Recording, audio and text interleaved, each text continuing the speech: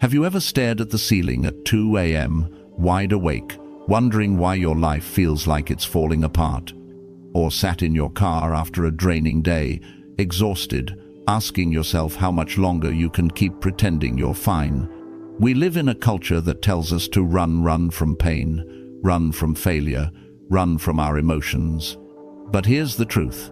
The very moments we fear the most, loss, heartbreak, loneliness, are the ones that shape us into who we were meant to become. The Stoics never promised life would be easy. Marcus Aurelius wrote his meditations not in times of peace, but while facing plagues, loss, and betrayal.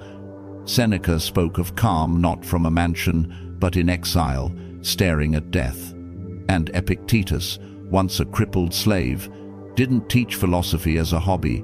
It was his lifeline to survive despair. Today, I want to share with you 6 brutal Stoic truths. They may sting, they may even bring you to tears. But if you're brave enough to face them, they will unlock a freedom inside you that nothing can ever take away. So, if that resonates, stay with me and join our community here at the Stoic Habit by subscribing, because together we don't run from life's hardships, we use them to rise. Truth number 1. The treasure hidden in your worst day. Every single one of us has that day, the day everything collapses. Maybe it's the phone call you never wanted to receive, telling you a loved one is gone.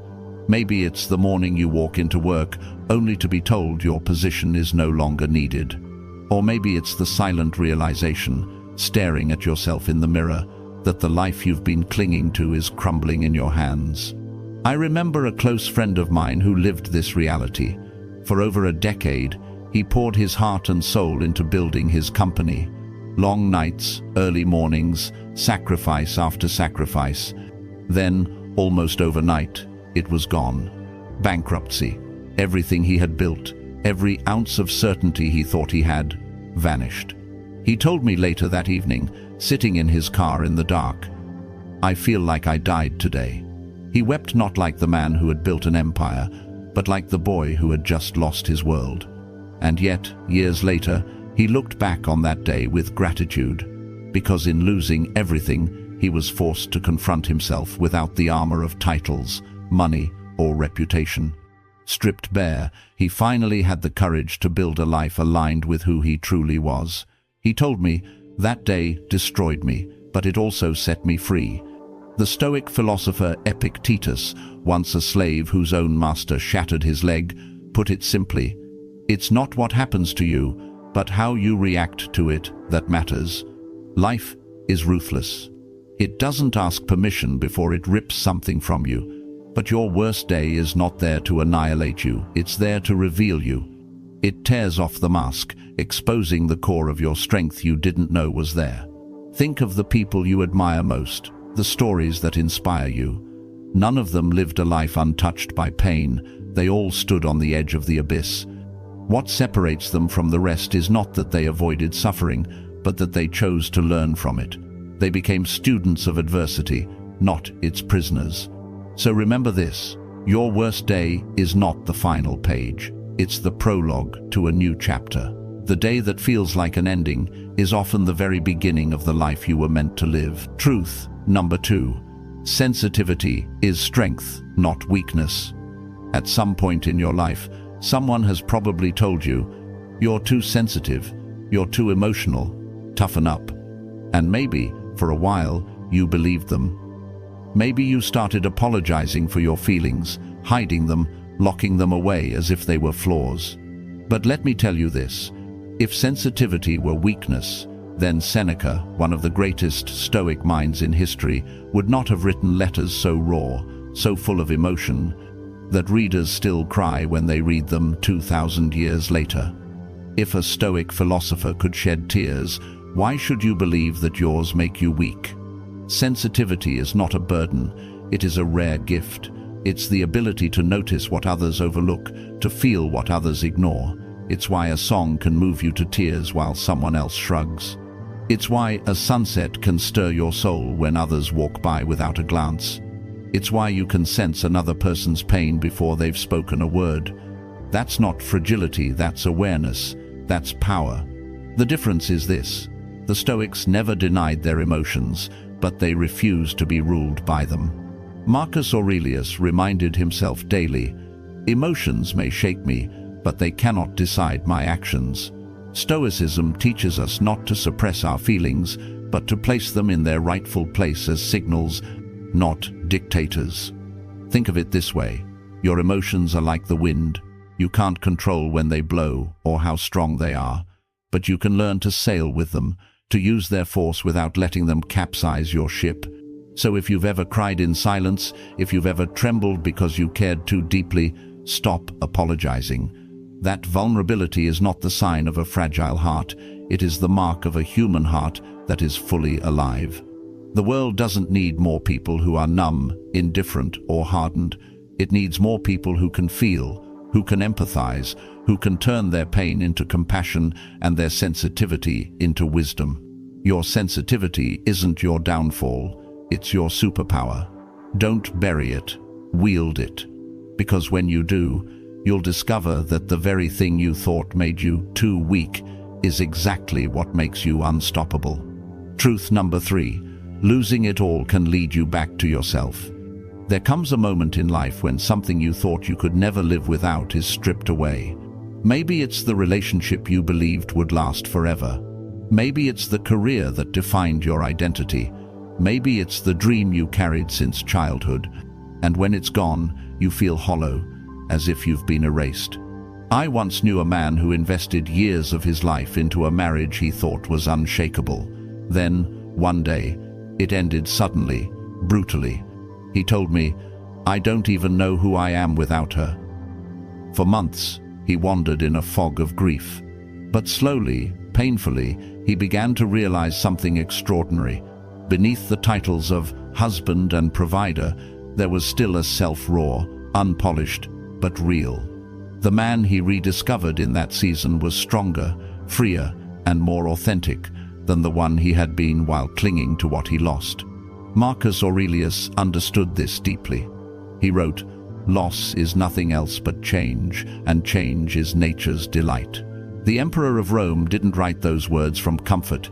He wrote them after burying children, facing betrayals, and watching his empire weaken. He knew that loss doesn't destroy us. It clears space for something truer to emerge. Think of a tree in winter. To the outside world, it looks dead, bare branches, lifeless, stripped. But beneath the surface, life is gathering, roots are deepening, and strength is being stored for spring. That's what loss does for us. It may strip us of what we thought defined us, but in the emptiness, it prepares us to bloom again, stronger, deeper, wiser. Here's the secret. When you lose everything, you gain the chance to rebuild on solid ground. Rock bottom may feel like the end, but it's actually the beginning of freedom. When there's nothing left to cling to, you're free to ask, "Who am I now? What do I want to create from here?" So if you're in that season surrounded by empty boxes, broken dreams, or silence where laughter used to be, don't mistake it for death. It's rebirth. The person you're becoming is not weaker for the loss, but stronger because of it. Losing it all isn't the end of your story. It's the beginning of the chapter where you finally meet yourself. Truth number 4: the unexpected gift in dreams that don't come true. Some of the deepest heartbreaks in life aren't caused by losing what we had, but by losing what never became real. The business that never took off. The relationship that ended before it reached the future you imagined. The career that collapsed just as you thought you were about to make it. When those dreams shatter, the pain can be brutal. You replay the choices in your mind. Maybe if I had worked harder, maybe if I had been smarter, maybe then it would have worked. It feels like failure carved its name into your story. But what if broken dreams aren't failures at all? What if they're redirections? Epictetus, the former slave who became one of Stoicism's greatest teachers, said, "Do not seek for things to happen as you wish, but wish for things to happen as they do, and your life will go smoothly." He wasn't telling us to stop trying. He was reminding us that our obsession with a single outcome often blinds us to opportunities far greater than we could imagine. I once knew a woman who spent years training to be a professional athlete. Every ounce of her identity was tied to that goal. Then, one injury ended it all. For months, she grieved not just the sport, but the version of herself she thought she was. And yet, that loss redirected her to coaching. Today, she's impacted more lives than she ever could have by competing. She discovered that the dream ending wasn't a curse. It was a calling in disguise. The truth is, dreams that don't come true prepare us in ways we rarely see at the time. They build skills, resilience, connections, and wisdom that become the foundation for something new. The failure was never wasted. It was training. Think of a river meeting a rock. It doesn't stop. It doesn't call itself a failure. It simply carves a new path. And that path often becomes more beautiful than the one it originally intended. So, if you're mourning a dream that fell apart, don't let the grief convince you your story is over. What feels like an ending could be the seed of a destiny bigger than the dream you thought you wanted. Broken dreams don't mean you're finished. They mean life is guiding you toward the dream you were truly made for. Truth number 5. The sacredness hidden in your struggles. We live in a culture that treats struggle like a disease to be eliminated. Feel anxious? Take a pill. Feel lonely? Scroll your phone. Feel pain? Distract yourself until it fades. But the Stoics saw something different. To them, struggle wasn't a flaw in life's design. It was part of the design. It wasn't a punishment to escape, but a teacher to embrace. Marcus Aurelius once wrote, "Accept the things to which fate binds you, and love the people with whom fate brings you together." He wasn't saying life is easy. He was reminding us that every hardship is hand-delivered with meaning, even if that meaning takes years to reveal itself. I once sat with a friend going through a divorce after 20 years of marriage. She kept apologizing for her tears, whispering, "I should be stronger than this." But here's the truth. Her tears weren't weakness, they were proof of her humanity. They were the sacred evidence that she had loved deeply, and that love was shaping her into someone capable of even greater compassion. Your anxiety? It's teaching you empathy for others who battle invisible wars. Your grief? It's stretching your capacity to love beyond what you thought possible. Your failures? They're training your resilience in ways no classroom ever could. Every person who left a mark on this world carried scars. Artists, leaders, healers, innovators, all of them walked through fire. Their struggle wasn't their disqualification, it was their credential. That's the paradox. Struggle sanctifies. It doesn't just hurt you, it transforms you. It can harden your heart, yes, but if you choose, it can also break it open. It can turn bitterness into wisdom, fear into courage, and wounds into sources of healing. When you're in the middle of it, it feels like chaos. But one day, you'll look back and realize the very battles that nearly broke you were the ones that gave you the depth, the strength, and the clarity you now carry. Your struggle is not a curse. It's sacred. It's the sculptor's hand, chiseling away everything false until only your truest self remains. Truth number 6. The bravery it takes to begin again. There comes a point in every life when you realize it's time to begin again. Not because you've failed, and not because you've given up, but because the life you built no longer fits the person you've become. Starting over at 25 feels like an adventure. At 35, it feels intimidating. At 45 or 50, it can feel almost impossible. By then you've invested years, built routines, and convinced yourself you can't change course. But the truth is, you can. And the courage it takes to begin again is one of the greatest acts of strength a human being can ever display. Seneca, who lost wealth, status, and eventually his life, once wrote, "Life is long if you know how to use it." His point wasn't that we need more years. It was that we need to live more fully, even if it means letting go of what feels safe to step into what feels uncertain.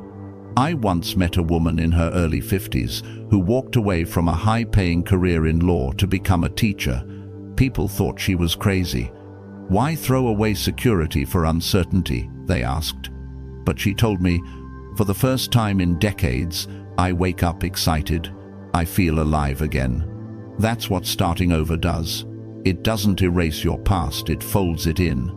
Every failure, every skill, every scar becomes part of the foundation for the new life you're building. Beginning again isn't about starting from zero. It's about starting from experience. Yes, it's terrifying. Yes, others may not understand, but there is something far scarier. Reaching the end of your life and realizing you never had the courage to live the life you truly wanted.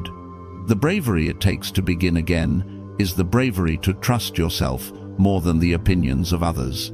It's choosing growth over comfort, authenticity over approval, and possibility over predictability. So, if you're standing at that crossroads, wondering whether to leap, let this be your reminder. Starting over isn't quitting, it's evolving. And sometimes the bravest thing you can do is to close the chapter you've outgrown and write the one your soul has been waiting for. Conclusion. A promise to yourself. So now you've seen it. All 6 brutal Stoic truths share one thing in common. They aren't easy. They sting, they bring tears, and they cut deep. But those very tears are not signs of weakness. They're signs of cleansing, of growth, of a soul being reshaped. Your worst day, your deepest emotions, your losses, your failures, your struggles, your rebirths, none of these mean you're broken. They mean you're opening. They mean you're being refined into someone stronger, wiser, and more authentic. Epictetus once reminded us, we do not choose our role in life's play, only how well we perform it. And that is your power. You may not control the script, but you do control the courage you bring to the stage. So if this message resonated, take one small but powerful step. Hit the like button not for me, but as a vow to yourself that you're choosing growth over comfort. Subscribe and join this community of people who don't run from pain, but transform it into strength. And in the comments, write this promise to yourself. I am not broken. I am breaking open.